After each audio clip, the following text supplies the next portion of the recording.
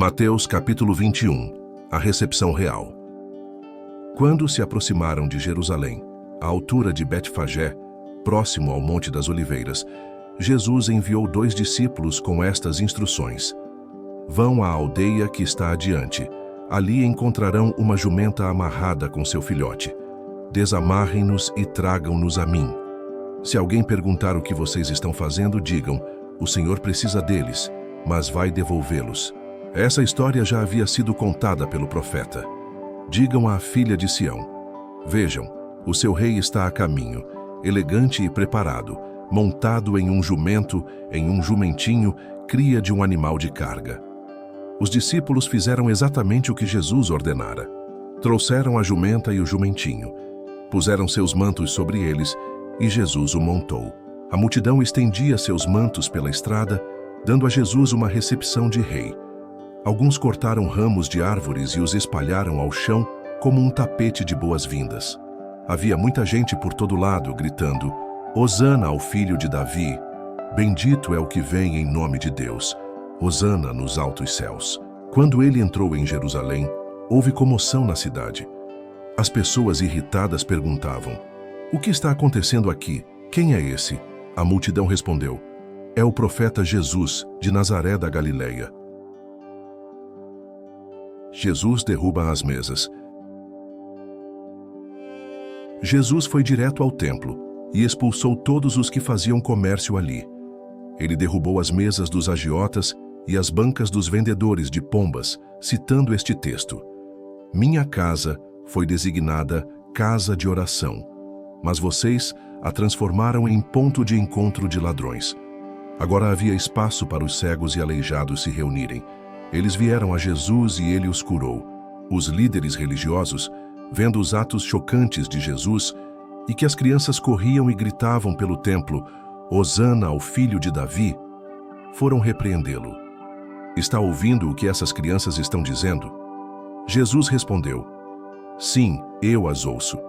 E vocês nunca leram na palavra de Deus: da boca das crianças e bebês vou preparar um lugar de louvor? Aborrecido, Jesus saiu dali e foi para a cidade de Betânia, onde passou a noite. A figueira que secou. Cedo na manhã seguinte, Jesus voltava para a cidade. Ele sentiu fome e, ao avistar uma figueira à beira da estrada, aproximou-se dela para encontrar figos, mas nada encontrou além de folhas. Então disse: Nunca mais haja figos nesta árvore. A figueira secou no mesmo instante completamente. Os discípulos que presenciavam a cena esfregavam os olhos e diziam perplexos: Será que vimos isso mesmo? Uma árvore cheia de folhas ficou completamente seca num minuto? Jesus foi direto: Sim. E se vocês abraçarem a vida do reino e não duvidarem de Deus, conseguirão fazer não apenas coisas pequenas, como fiz a figueira, mas também vencerão grandes obstáculos. Aquela montanha, por exemplo.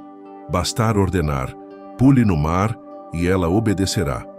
Absolutamente tudo, do pedido menor ao maior, que vocês incluírem na oração, será atendido se vocês de fato confiarem em Deus. As credenciais de Jesus. Logo depois, ele estava de volta no templo ensinando. Então, os principais sacerdotes e os líderes do povo exigiram: Mostre-nos suas credenciais. Quem deu a você autoridade para falar e agir desse modo? Jesus respondeu: Primeiro, respondam a uma pergunta. Se a responderem, também responderei a sua. No caso do batismo de João, quem o autorizou? Deus ou os homens? Eles ficaram numa situação difícil e sabiam disso. Confusos, cochichavam entre si: Se dissermos Deus, ele vai perguntar por que não acreditamos nele. Se dissermos os homens, estamos em apuros, porque o povo tinha João na conta de profeta. Decidiram então dar a vitória a Jesus dessa vez. Não sabemos, responderam. Jesus concluiu: Então também não vou responder à pergunta de vocês. A história dos 2 filhos. Digam-me o que pensam da minha história. Um homem tinha 2 filhos. Ele se dirigiu ao primeiro e disse: Filho, vá trabalhar na minha vinha. O filho respondeu: Não quero. Mais tarde, pensou melhor e foi. O pai deu a mesma ordem ao segundo filho. Ele respondeu: Mas é claro, com prazer, mas nunca foi. Qual dos dois filhos fez o que o pai pediu? Eles disseram: O primeiro. Jesus disse: Sim, e digo a vocês, que os malandros e as prostitutas entrarão antes de vocês no reino de Deus. João veio mostrando o caminho certo. Vocês viraram as costas para ele, mas os malandros e as prostitutas creram nele. Mesmo quando vocês viram a vida deles transformada, não quiseram mudar a de vocês também e crer nele. A história da vinha. Vou contar outra história. Ouçam com atenção. Havia um homem, um rico fazendeiro, que plantou uma vinha. Cercou-a, fez um tanque de espremer as uvas, construiu uma torre de vigilância, arrendou-a aos lavradores e saiu em viagem. Quando chegou a época da colheita, ele enviou seus empregados para receber sua parte nos lucros. Os lavradores agarraram o primeiro empregado e o espancaram. O segundo foi assassinado. Eles apedrejaram o terceiro. O fazendeiro enviou outros empregados, mas eles receberam o mesmo tratamento. Já quase sem esperanças, decidiu enviar seu filho, pensando: Meu filho, eles vão respeitar. Mas quando os lavradores viram o filho do fazendeiro, esfregaram as mãos cheios de cobiça e disseram: Esse é o herdeiro, vamos matá-lo e ficar com a vinha. Então o agarraram e o mataram ali mesmo. Digam-me, quando o fazendeiro da vinha voltar, o que acham que ele vai fazer com os lavradores? Vai matá-los. Vai se livrar dessa gente. Depois arrendará a vinha a outros que irão dividir os lucros com ele quando chegar a hora. Jesus respondeu: E vocês podem confirmar nas Escrituras. A pedra que os pedreiros rejeitaram é agora a principal. Isso é obra de Deus. Nós esfregamos os olhos, custando a crer nisso. Assim é com vocês.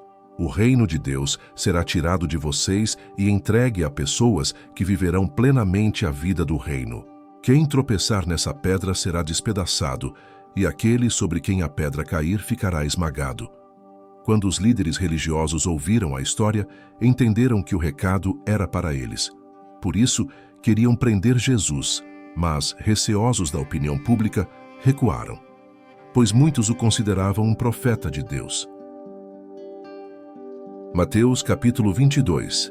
A história da festa do casamento. Jesus continuou contando histórias. O reino de Deus, disse, é como um rei que promoveu um banquete de casamento para seu filho. Ele enviou os mensageiros para chamar os convidados, porém eles não vieram. Mandou outro grupo com a seguinte mensagem: Já está tudo na mesa, a carne está pronta para assar. Venham para a festa. Entretanto, eles deram de ombros. Um foi cultivar seu jardim, outro foi trabalhar em seu comércio. O restante, sem nada melhor para fazer, espancou e matou os mensageiros. O rei ficou furioso e enviou seus soldados para eliminar aquela corja e destruir a cidade deles. Então ele disse aos seus serviçais: Temos um banquete de casamento preparado, mas não temos convidados. As pessoas que convidei não vieram. Vão para as esquinas mais movimentadas da cidade e convidem para o banquete qualquer um que encontrarem. Eles saíram às ruas, convocando qualquer um que achassem, sem distinguir os bons dos maus. Na hora do banquete, todos os lugares estavam preenchidos. Quando o rei entrou na sala, observou que um homem não estava com a roupa apropriada e perguntou-lhe: Amigo, como ousou entrar na festa vestido assim? Vão para as esquinas mais movimentadas da cidade e convidem para o banquete qualquer um que encontrarem. Eles saíram às ruas, convocando qualquer um que achassem, sem distinguir os bons dos maus. Na hora do banquete, todos os lugares estavam preenchidos. Quando o rei entrou na sala, observou que um homem não estava com a roupa apropriada e perguntou-lhe: Amigo, como ousou entrar na festa vestido assim? O homem ficou sem fala. Então o rei disse aos seus servos: Tirem-no daqui, rápido.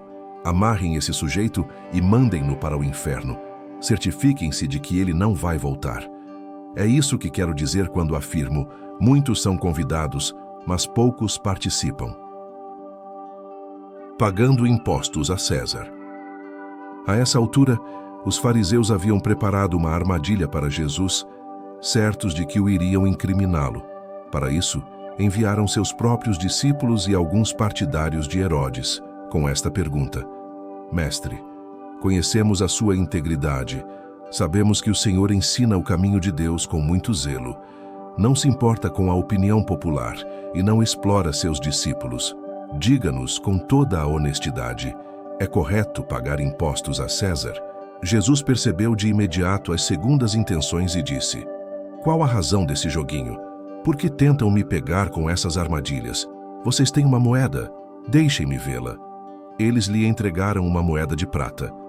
Quem é este que aparece na moeda? Que nome está gravado nela? César, disseram. Jesus concluiu: Deem a César o que pertence a ele, e deem a Deus o que lhe é devido. Os fariseus ficaram sem resposta e foram embora atordoados. Casamento e ressurreição. Naquele mesmo dia, os saduceus, o grupo que nega a ressurreição, se aproximaram de Jesus e perguntaram: Mestre, Moisés disse que se um homem morre sem filhos, o irmão dele é obrigado a casar-se com a viúva e ter filhos com ela. Pois bem, havia 7 irmãos. O primeiro casou-se e morreu sem filhos, e sua esposa passou para o irmão dele. O segundo irmão também a deixou sem filhos, igualmente o terceiro, e assim todos os 7. Por fim, a mulher morreu. Queremos saber o seguinte: na ressurreição, de quem ela será esposa? Afinal, ela foi casada com cada um deles. Jesus respondeu: Vocês estão raciocinando errado, e vou dizer por quê. Primeiro, não conhecem as Escrituras. Segundo, não sabem como Deus atua. Depois da ressurreição, o casamento já não mais existirá. Assim como os anjos, toda a nossa atenção estará em Deus. Com respeito à ressurreição dos mortos, vocês nunca leram as Escrituras? A gramática é clara. Deus diz: Eu sou, não eu era. O Deus de Abraão, o Deus de Isaque, o Deus de Jacó. O Deus vivo é o Deus dos vivos, não dos mortos. A multidão ficou impressionada ao ouvir esse diálogo. O mandamento mais importante. Quando souberam que Jesus levara a melhor sobre os saduceus, os fariseus uniram forças para outro ataque.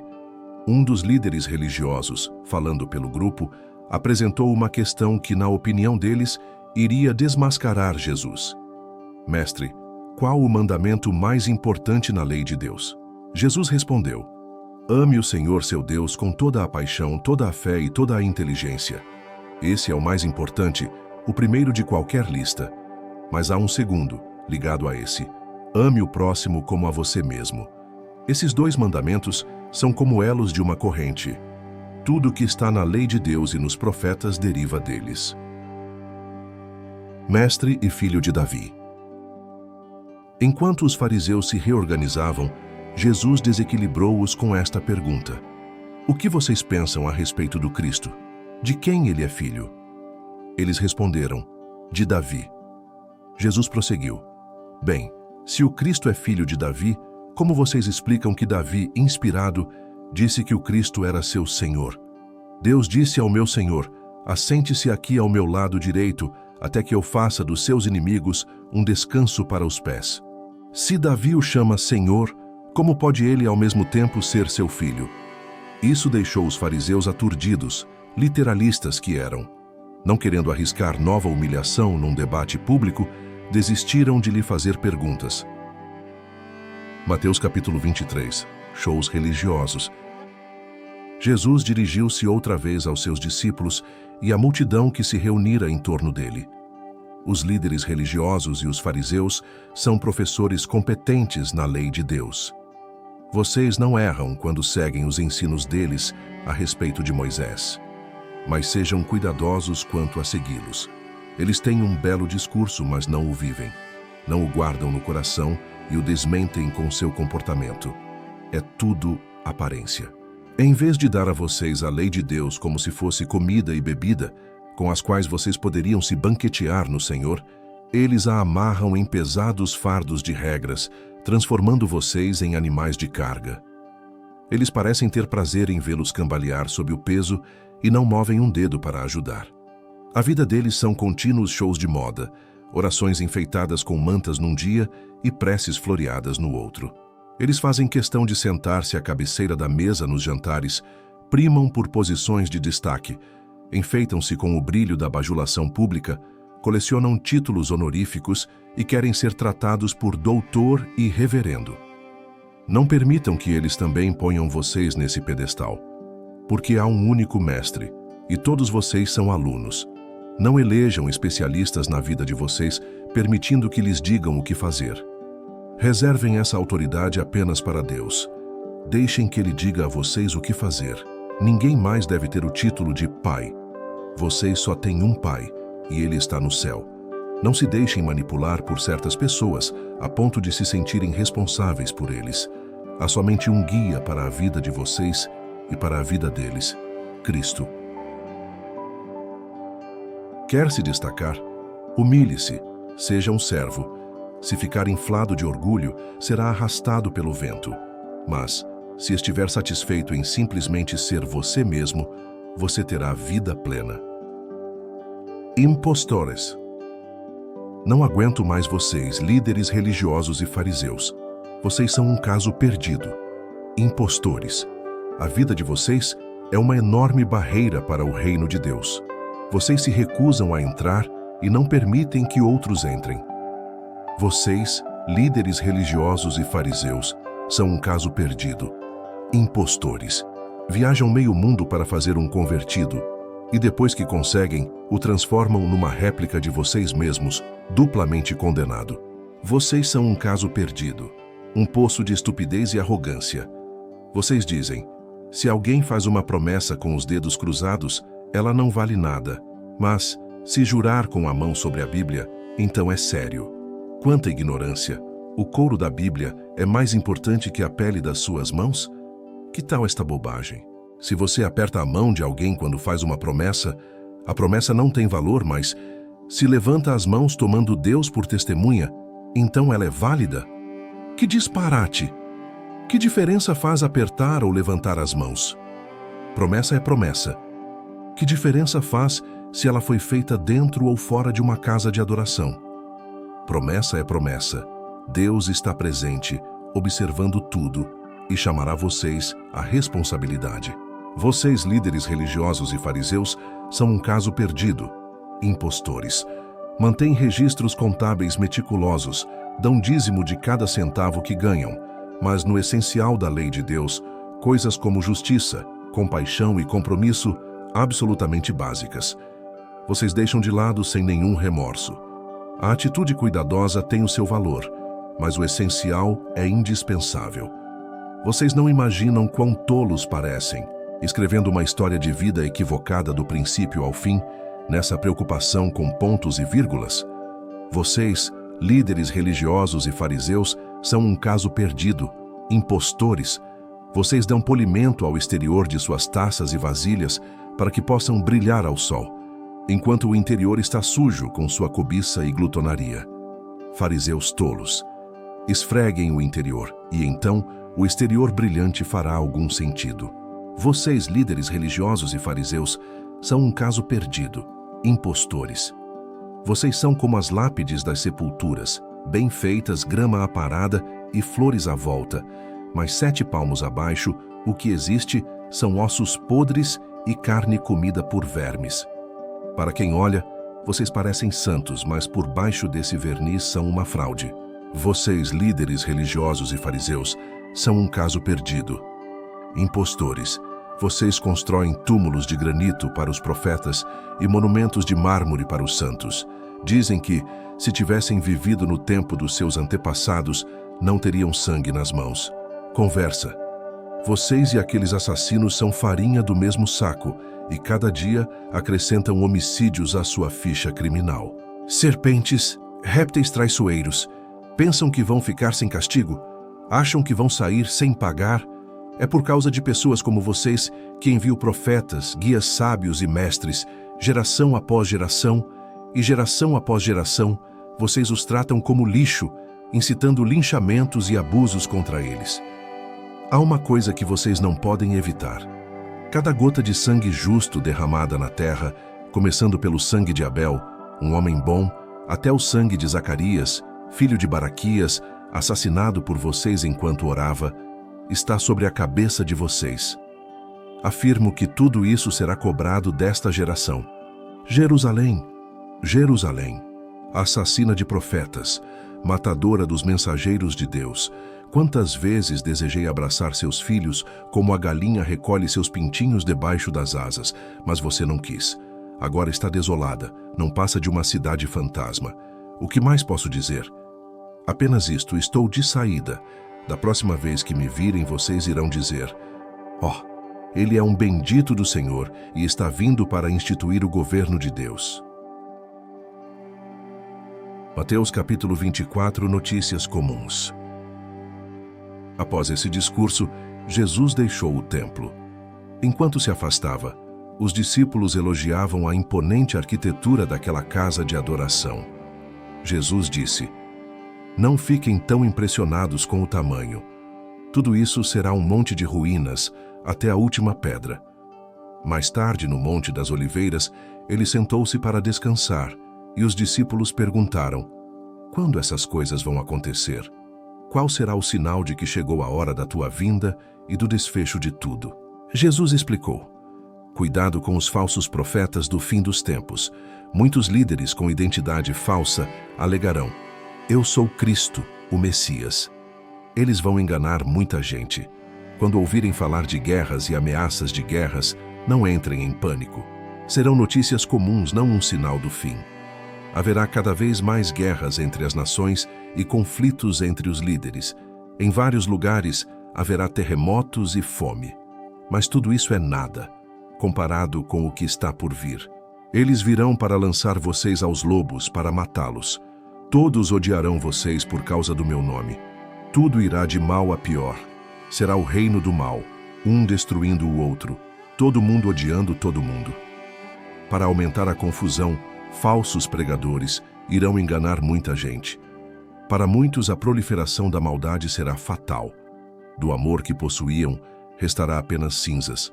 Mas fiquem firmes, pois isso é o que Deus quer. Resistam até o fim. Vocês não vão se decepcionar e serão salvos. Durante esse tempo, a mensagem do reino será pregada por todo o mundo, um testemunho a cada nação. Então, virá o fim. A besta da profanação. Estejam preparados para fugir quando virem a besta da profanação instalar-se no santuário do templo. Quem lê as profecias de Daniel sabe do que estou falando. Quando isso acontecer, se vocês estiverem na Judeia, corram para as colinas. Se estiverem trabalhando no quintal, não voltem para buscar nada em casa. Se estiverem no campo, não voltem para buscar agasalho. As grávidas e as que amamentam sofrerão mais. Orem para que isso não aconteça no inverno ou num sábado. Serão dias difíceis. Nada parecido aconteceu desde que Deus fez o mundo, nem haverá depois. Se esses dias de aflição seguissem o curso normal, ninguém suportaria. Mas por causa dos escolhidos de Deus, a aflição será encurtada. A vinda do Filho do Homem. Se alguém anunciar: aqui está o Messias, ou apontar: lá está ele, não caiam nessa. Falsos messias e pregadores mentirosos surgirão aos montes. Suas credenciais e seus espetáculos impressionantes, se possível, iludiriam até os escolhidos de Deus. Fiquem atentos, pois eu os avisei com antecedência. Se disserem: corram para o interior, pois o Messias estará ali, ou rápido, ele vai estar no centro da cidade, não deem crédito. A vinda do Filho do Homem não é algo para ver, ele virá como um relâmpago. Onde quer que virem esses grupos reunidos, pensem em urubus voando em círculos, planando sobre carcaças em decomposição. Estejam certos de que não foi o Filho do Homem quem convocou aquelas multidões. Após aqueles tempos difíceis, o sol perderá o seu brilho, a lua ficará nublada, as estrelas cairão do céu e os poderes cósmicos sofrerão abalo. Então, ocorrerá a vinda do Filho do Homem em grande estilo. Seu esplendor encherá os céus, ninguém deixará de ver. Pessoas desprevenidas de todo o mundo começarão a chorar diante do esplendor do Filho do Homem no céu. Ao mesmo tempo, ele enviará seus anjos que, com um toque de trombeta, convocarão os escolhidos de Deus espalhados pelos 4 cantos da terra, desde os lugares mais distantes. Aprendam a lição da figueira, quando percebem que ela começou a florescer e verdejar. Vocês sabem que o verão está chegando. O mesmo acontecerá com vocês. Quando virem os sinais, saberão que não demorará muito. Levem isso a sério. Não estou me dirigindo apenas a gerações futuras, mas a vocês também. Esta era continua até que todas essas coisas aconteçam. O céu e a terra vão desaparecer, mas as minhas palavras jamais. Quem sabe o dia e a hora? A verdade é que ninguém sabe, nem os anjos do céu, nem mesmo o Filho. Só o Pai. A vinda do Filho do Homem acontecerá numa época parecida com a de Noé. Antes do dilúvio, o mundo vivia como sempre viveu, se divertindo até o dia em que Noé entrou na arca. Eles não perceberam nada, até que o dilúvio destruiu tudo. A vinda do Filho do Homem será assim. 2 homens estarão trabalhando na roça. Um será levado e o outro deixado. 2 mulheres estarão trabalhando no moinho. Uma será levada e a outra deixada. Portanto, fiquem atentos. Vocês não têm como saber o dia em que seu Senhor aparecerá. Mas entendam que se o dono da casa soubesse a que hora da noite o ladrão viria, iria esperá-lo para impedir o assalto. Então, vigiem. Vocês não têm como saber quando seu Senhor irá se manifestar. Quem aqui se qualifica para o emprego de chefe de cozinha, uma pessoa a quem o patrão possa encarregar da alimentação diária dos trabalhadores na hora certa? Essa pessoa deve ser alguém que o patrão, mesmo aparecendo sem aviso, encontre sempre fazendo o seu trabalho. Tal pessoa, afirmo, tem a bênção de Deus, logo será promovida. Mas se essa pessoa é egoísta, e quando o patrão está longe faz apenas o que quer, maltrata os empregados e passa o tempo jogando e se embebedando com os amigos, um dia será apanhada em flagrante e o patrão a castigará. A carreira dela terminará por baixo, com os hipócritas lá fora no frio tremendo e rangendo os dentes. Mateus capítulo 25. A história das virgens. O reino de Deus é como 10 moças virgens que com lamparinas na mão saíram para saudar o noivo. 5 eram tolas e 5 eram prudentes. As tolas não levaram óleo de reserva para reabastecer as lamparinas.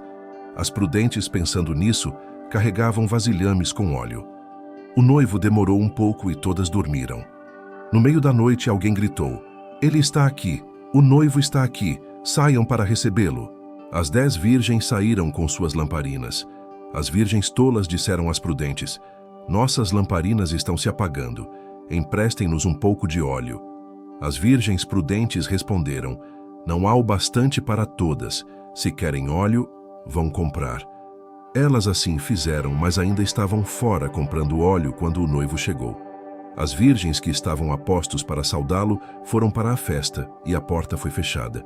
Mais tarde as virgens tolas apareceram e bateram à porta suplicando: "Estamos aqui, deixe-nos entrar."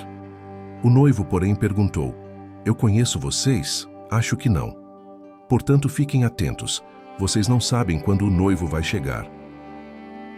A história do investimento. O reino de Deus é também como um homem que saiu para uma longa viagem. Antes de partir, chamou seus empregados e lhes delegou responsabilidades. Ao primeiro deu 5.000 moedas, ao segundo 2.000 e ao terceiro 1.000, conforme a capacidade deles. Feito isso, partiu. Imediatamente o primeiro empregado começou a trabalhar e duplicou o investimento do patrão. O segundo fez o mesmo, mas o homem que recebera 1.000 moedas preferiu guardá-las num cofre. Depois de uma longa ausência, o patrão deles voltou e foi acertar as contas com os 3 empregados. O que havia recebido 5.000 moedas relatou que duplicara o investimento. O patrão elogiou-o: "Bom trabalho, você soube negociar. De hoje em diante será meu sócio." O empregado que recebera 2.000 moedas também conseguiu duplicar o investimento do patrão, e este o elogiou: "Bom trabalho, você soube negociar. De hoje em diante será meu sócio." O empregado que recebera 1.000 moedas declarou: "Patrão, sei que o senhor tem padrões elevados e detesta as coisas mal feitas, que é exigente ao extremo e não admite erros.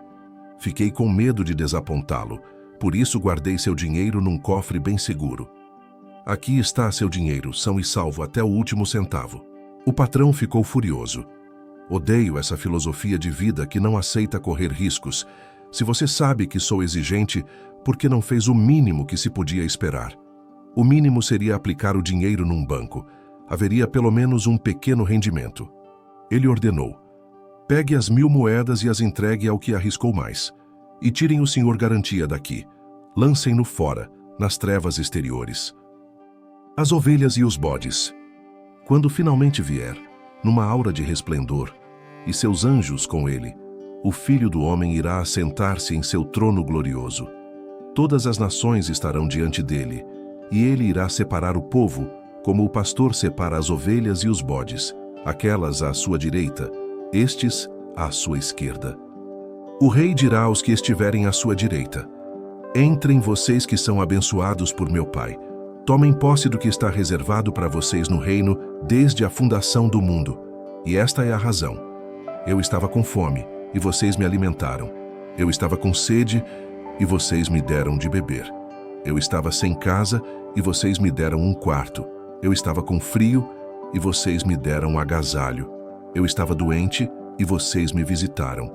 Eu estava preso, e vocês vieram me ver.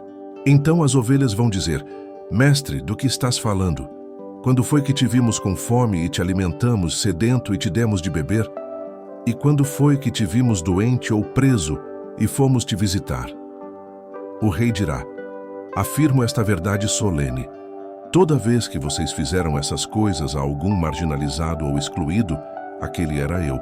Estavam ajudando a mim. Depois ele se voltará para os bodes, à sua esquerda, e dirá: saiam, seus inúteis, vocês não prestam para nada, a não ser para o fogo do inferno. E sabem por quê? Porque eu estava com fome, e vocês não me deram comida. Eu estava com sede, e vocês não me deram de beber. Eu estava sem casa, e vocês não me deram uma cama. Eu estava com frio, e vocês não me agasalharam. Eu estava doente e preso, e vocês nunca me visitaram. Os bodes então dirão: Mestre, do que estás falando? Quando foi que te vimos com fome, com sede, sem teto, com frio, doente ou na cadeia e não te ajudamos? Ele responderá: afirmo esta verdade solene. Toda vez que vocês deixaram de fazer uma dessas coisas a algum marginalizado ou excluído, aquele era eu. Deixaram de ajudar a mim. Então, os bodes serão conduzidos à condenação eterna, mas as ovelhas à recompensa eterna. Mateus capítulo 26. Ungido para a sepultura. Depois dessas explicações, Jesus disse aos discípulos: vocês sabem que a Páscoa é depois de amanhã, dia em que o Filho do Homem será traído e entregue à crucificação. Naquele mesmo instante, o partido dos sacerdotes e líderes religiosos estava reunido na sala do sacerdote principal chamado Caifás, conspirando para prender Jesus com discrição e matá-lo. Eles decidiram não agir durante a semana da Páscoa. Não queremos ser responsabilizados por um tumulto, disseram. Jesus estava em Betânia como convidado de Simão, o leproso. Enquanto jantava, uma mulher apareceu com um frasco de perfume muito caro e o derramou sobre a cabeça de Jesus. Ao ver a cena, os discípulos ficaram indignados. Que desperdício! Esse perfume poderia ser vendido por um bom preço e o dinheiro distribuído entre os pobres. Jesus percebeu o que estava acontecendo e interferiu. Por que vocês a incomodam? Ela acaba de fazer algo tão maravilhoso para mim. Os pobres estarão sempre aí, todos os dias, mas eu não. Quando ela derramou o perfume sobre meu corpo, estava na verdade me ungindo para meu sepultamento. Tenham certeza de uma coisa: em qualquer lugar do mundo em que a mensagem for pregada, o que ela fez aqui será lembrado e admirado. Então, um dos 12, chamado Judas Iscariotes, participou da conspiração dos sacerdotes. Quanto vou ganhar para entregá-lo? Quis saber. Combinaram 30 moedas de prata e ele ficou esperando o momento certo para fazê-lo. O traidor. No primeiro dia da festa dos pães sem fermento, os discípulos vieram a Jesus e perguntaram: onde queres que preparemos a ceia da Páscoa? Ele disse: entrem na cidade, vão a certo homem e digam: o mestre diz: Minha hora está próxima. Eu e meus discípulos planejamos celebrar a ceia da Páscoa em sua casa. Os discípulos seguiram as instruções de Jesus ao pé da letra e prepararam a ceia da Páscoa. Depois do pôr do sol, ele e os 12 estavam à mesa. Durante a ceia, ele disse: Tenho algo difícil, mas importante para dizer. Um de vocês me trairá. Chocados, eles começaram a dizer um após o outro: Eu não, Senhor. Jesus respondeu: Serei traído por alguém que come sempre comigo. O Filho do Homem sofrerá a dor da traição já prevista nas Escrituras. Até aí, nenhuma surpresa. Mas ai do traidor do Filho do Homem. Melhor seria que ele nunca tivesse nascido. Então Judas, o traidor, afirmou: Eu é que não sou. Jesus disse: Você sabe que é você, Judas. O pão e o cálice.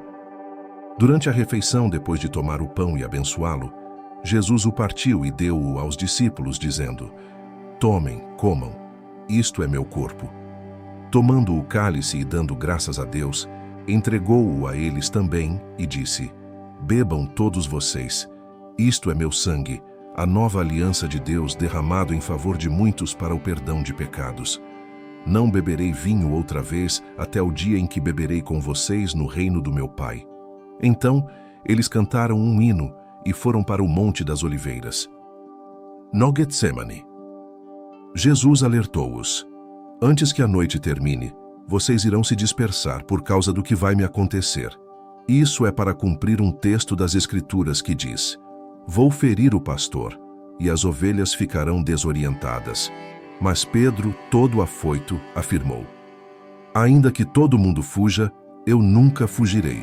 Jesus respondeu: Não tenha tanta certeza. Ainda esta noite, antes que o galo cante, você me negará 3 vezes.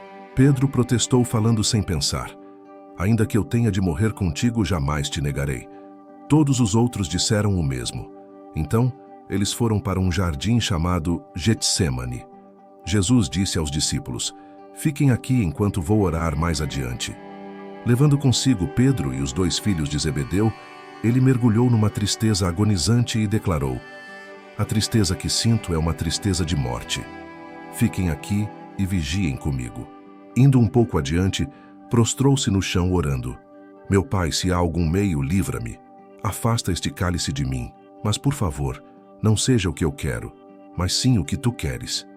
Quando voltou aos discípulos, encontrou os 3 dormindo e disse a Pedro: Vocês não podem aguentar nem por 1 hora? Fiquem atentos. Orem sempre para que não caiam em tentação antes mesmo de perceber o perigo.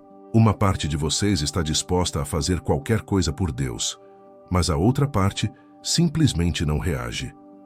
Deixou-o 2ª vez e de novo orou: Pai, se não há outro jeito a não ser beber este cálice até o fim, estou pronto. Seja feita a tua vontade. Quando regressou, encontrou de novo os discípulos dormindo. Eles simplesmente não conseguiam manter os olhos abertos.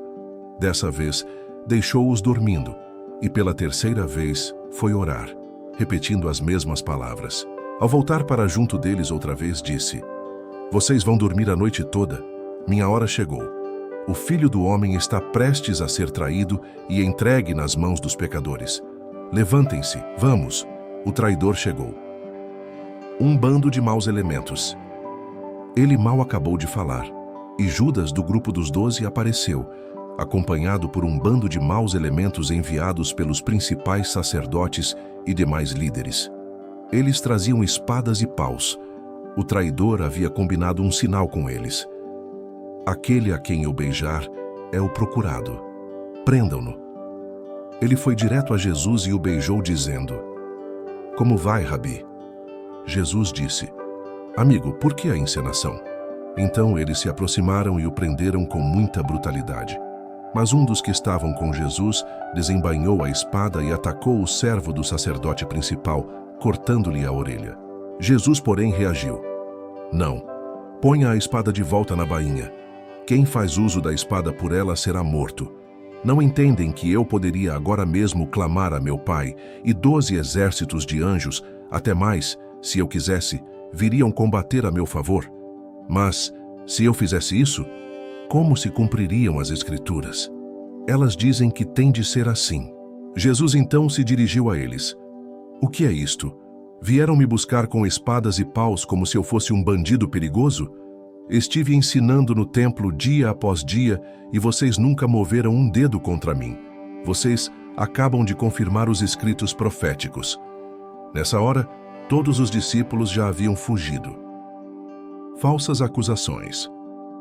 O grupo que prendeu Jesus levou-o perante Caifás, o sacerdote principal, ao local em que os líderes do povo e os líderes religiosos estavam reunidos. Pedro o seguira a uma distância segura.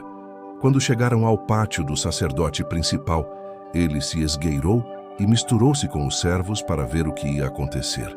Os principais sacerdotes, conspirando com o concílio judaico, tentavam forjar acusações contra Jesus para condená-lo à morte. Mas, ainda que tentassem uma acusação falsa após a outra, nenhuma era convincente. Finalmente, 2 homens apareceram com este depoimento. Ele disse: "Posso derrubar o templo de Deus e reconstruí-lo em 3 dias."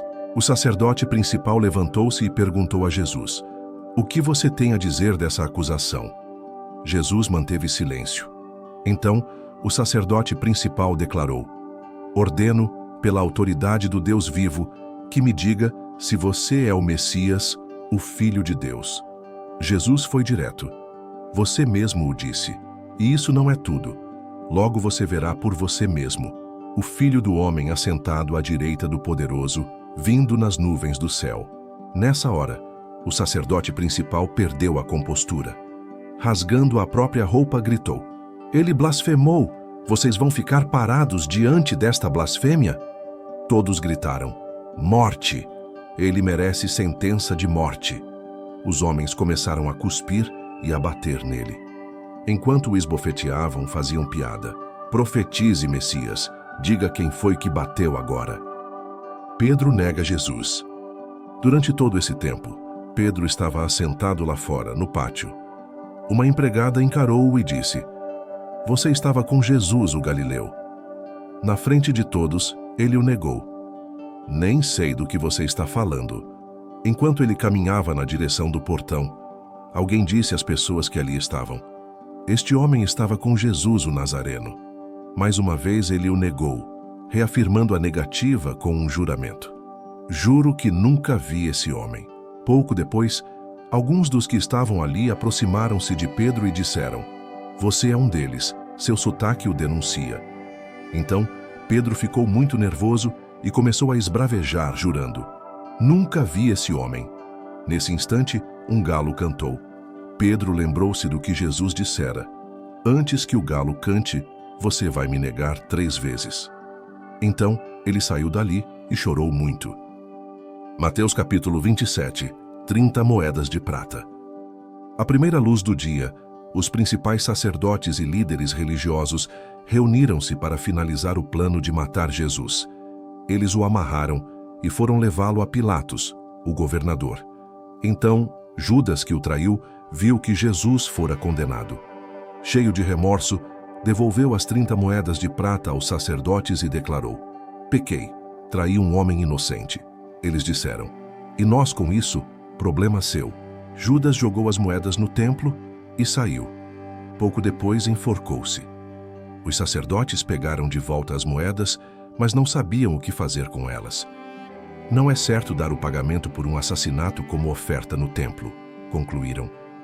O dinheiro, então, foi usado na compra do campo do oleiro, que seria usado como cemitério de indigentes. É por isso que aquele campo ficou conhecido como Planície do Assassino, nome que permanece até hoje. Cumpriram-se aqui as palavras de Jeremias. Eles tomaram 30 moedas de prata, o preço daquele que foi avaliado por alguns dos filhos de Israel, e adquiriram o campo do oleiro. Inconscientemente, eles seguiram as instruções divinas ao pé da letra. Perante Pilatos, Jesus foi posto diante do governador, que perguntou: "Você é o rei dos judeus?" Jesus disse: "Se você diz."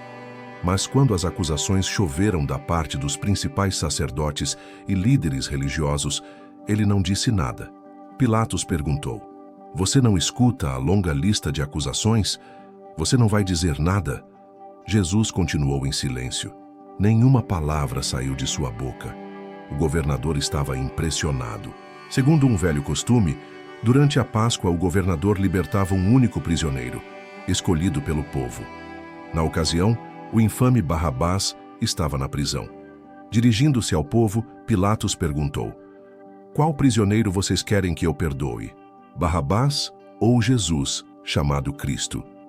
Ele sabia que as acusações contra Jesus eram pura inveja.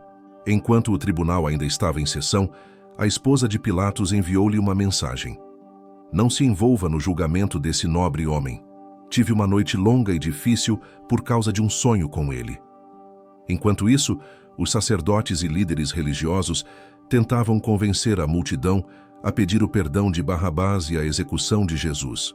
O governador perguntou: "Qual dos dois vocês querem que eu liberte?" Eles disseram: "Barrabás." "Então, o que farei com Jesus, chamado Cristo?" insistiu. Todos gritaram: "Crucifique-o." Ele fez objeção: "Mas por qual crime?" Mas eles gritaram ainda mais alto: "Crucifique-o." Quando Pilatos viu que não estava indo a lugar algum e que o tumulto era iminente, pegou uma bacia com água e lavou as mãos perante a multidão, declarando: "Lavo minhas mãos da responsabilidade pela morte desse homem. De agora em diante, a responsabilidade é de vocês. Vocês são o juiz e o júri." A multidão respondeu: "Assumimos a responsabilidade, nós e nossos filhos." Então Pilatos libertou Barrabás e ordenou que Jesus fosse chicoteado. Depois, o entregou para a crucificação. A crucificação. Os soldados designados pelo governador levaram Jesus ao pátio e reuniram toda a tropa para se divertirem à custa dele. Eles tiraram a roupa de Jesus e vestiram-no com um manto vermelho. Fizeram uma coroa de espinhos e a puseram na cabeça dele. Puseram-lhe um bastão na mão direita, como se fosse um cetro. Depois se ajoelharam diante dele, com zombaria. "Viva o Rei dos Judeus! Viva!" gritavam. Então, cuspiam nele e batiam-lhe na cabeça com o bastão. Quando cansaram das chacotas, tiraram-lhe o manto e o vestiram de novo com suas roupas. Em seguida, levaram-no para crucificá-lo. No caminho, vinha um homem de Cirene, chamado Simão. Eles o obrigaram a carregar a cruz. Chegando a um lugar chamado Gólgota, que significa Colina da Caveira, ofereceram a Jesus vinho misturado com fel para aliviar a dor, mas quando ele o provou, recusou-se a beber. Assim que o pregaram na cruz, ficaram esperando sua morte. Passavam o tempo jogando dados e apostando as roupas do condenado. Acima da cabeça dele, escreveram os termos da acusação: "Este é Jesus, o Rei dos Judeus." Com ele, crucificaram também 2 criminosos, um à direita e outro à esquerda. Os que passavam caçoavam, sacudindo a cabeça e ironizando: "Você alegou que poderia destruir o templo e reconstruí-lo em 3 dias. Mostre agora seu poder. Salve-se. Se você é mesmo o Filho de Deus, desça da cruz." Os principais sacerdotes, os mestres da lei e outros líderes religiosos estavam ali, misturados ao povo, divertindo-se e zombando de Jesus. "Ele salvou os outros, mas não pode se salvar. Você é o Rei de Israel. Então desça da cruz e todos nós acreditaremos em você." Ele estava tão confiante em Deus. Bem, que Deus resgate seu filho agora. Ele não alegava ser filho de Deus. Até os 2 criminosos crucificados com ele participaram da zombaria. Então, do meio-dia às 3 da tarde, toda a terra ficou na escuridão. Cerca de 3 horas da tarde, Jesus gritou bem alto: "Eli, Eli, lama sabachthani", que quer dizer: meu Deus, por que me abandonaste?" Alguns dos que viram aquilo o ouviram e disseram: "Ele está chamando Elias." Um deles correu, pegou uma esponja mergulhada em vinagre e ergueu-a numa haste e deu de beber a Jesus. Os outros brincaram: "Vamos ver se Elias vem salvá-lo." E depois de outro grito de dor, Jesus deu seu último suspiro. Naquele instante, a cortina do templo rasgou-se ao meio, de alto a baixo. Houve um terremoto e pedras se despedaçaram. Além disso, túmulos se abriram e muitos que haviam sido fiéis a Deus foram ressuscitados. Depois da ressurreição de Jesus, eles deixaram os túmulos, entraram na Cidade Santa e apareceram a muitos. Quando viram o terremoto e os outros fenômenos, o capitão da guarda e os que estavam com ele ficaram morrendo de medo. Eles disseram: "É o Filho de Deus, só pode ser."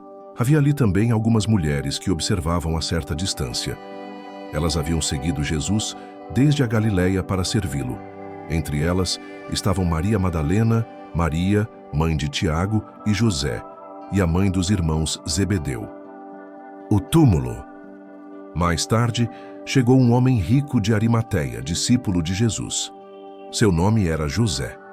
Ele pediu o corpo de Jesus a Pilatos, e o governador atendeu ao seu pedido. José tomou o corpo, envolveu-o em linho limpo, depositou-o no próprio túmulo, um túmulo novo, havia pouco escavado na rocha, e pôs uma grande pedra à entrada. Então foi para casa. Maria Madalena e a outra Maria, porém, sentaram-se num lugar de onde podiam ver o túmulo. Depois do pôr do sol, os principais sacerdotes e os fariseus pediram uma audiência com Pilatos. Eles disseram: "Senhor, nós nos lembramos do que aquele mentiroso anunciou quando estava vivo. Após 3 dias, eu ressuscitarei. Precisamos manter o túmulo selado até o 3º dia. Há uma boa chance de que os discípulos dele roubem o corpo e saiam por aí dizendo que ele ressuscitou. Então estaremos em péssima situação. O último engano será pior que o primeiro." Pilatos concordou. "Vocês terão uma guarda. Vigiem o túmulo da melhor maneira que puderem." Em seguida, eles saíram, puseram guardas no túmulo e selaram a pedra. Mateus capítulo 28, a ressurreição. Depois do sábado, assim que brilhou a primeira luz da nova semana, Maria Madalena e a outra Maria foram visitar a tumba. De repente, a terra tremeu debaixo dos pés das 2 mulheres. Nesse momento, um anjo de Deus desceu do céu e foi ao encontro delas. Ele rolou a pedra e sentou-se sobre ela. Raios de luz emanavam dele. Suas roupas eram brancas como a neve e brilhavam. Os guardas da tumba estavam tão aterrorizados que não conseguiam se mover. O anjo disse às mulheres: "Não há o que temer. Sei que vocês estão procurando Jesus, aquele que foi crucificado. Ele não está mais aqui. Já ressuscitou, como tinha dito. Venham e vejam onde ele foi posto. Agora, corram e contem aos discípulos dele. Ele ressuscitou dos mortos. Ele está indo à frente de vocês para a Galileia. Vocês o verão lá." Essa é a mensagem. As mulheres, maravilhadas e eufóricas, não perderam tempo. Correram para contar a novidade aos discípulos. No caminho, Jesus as encontrou. "Paz seja com vocês", ele disse. Elas se ajoelharam, abraçaram seus pés e o adoraram. Jesus disse: "Calma, vocês estão me segurando assim, temendo pela vida de vocês. Não tenham medo. Vão dizer aos meus irmãos que eles devem ir para a Galileia, pois vou me encontrar lá com eles." Enquanto isso, os guardas fugiram. Mas alguns foram para a cidade e contaram aos principais sacerdotes o que acontecera. Eles convocaram uma reunião dos líderes religiosos e elaboraram um plano. Subornaram os guardas com uma grande soma de dinheiro para que dissessem: "Os discípulos de Jesus vieram de noite e roubaram o corpo enquanto estávamos dormindo." Os religiosos os tranquilizaram: "Se o governador descobrir que vocês dormiram em serviço, damos um jeito para que não sejam condenados." Os soldados aceitaram o suborno e fizeram como lhes fora dito. Essa versão, forjada no concílio judaico, ainda está em circulação. Enquanto isso, os 11 discípulos foram para a Galileia, até a montanha que Jesus havia indicado para o encontro. Assim que o viram, eles o adoraram. Todavia, alguns se mantiveram afastados, pois não tinham certeza se deviam adorá-lo e não queiram se arriscar. Os soldados aceitaram o suborno e fizeram como lhes fora dito. Essa versão, forjada no concílio judaico, ainda está em circulação. Enquanto isso, os 11 discípulos foram para a Galileia, até a montanha que Jesus havia indicado para o encontro. Assim que o viram, eles o adoraram. Todavia, alguns se mantiveram afastados, pois não tinham certeza se deviam adorá-lo e não queiram se arriscar. Resoluto, Jesus os instruiu. Deus me autorizou a comissionar vocês. Vão e ensinem a todos os que encontrarem, de perto e de longe, sobre este estilo de vida, marcando-os pelo batismo no nome tríplice: Pai, Filho e Espírito Santo. Vocês devem ensiná-los a praticar tudo o que tenho ordenado a vocês. Eu estarei com vocês enquanto procederem assim, dia após dia, até o fim dos tempos. Somos um facilitador a serviço do reino. Nos ajude a espalhar a mensagem. Se esse vídeo já está te ajudando, deixa o seu like para eu saber que está curtindo. Comenta aqui embaixo o que mais fez sentido para você ou manda uma dúvida para eu responder. E se ainda não for inscrito, se inscreve no canal e ativa o sininho para não perder os próximos vídeos. Bora crescer juntos!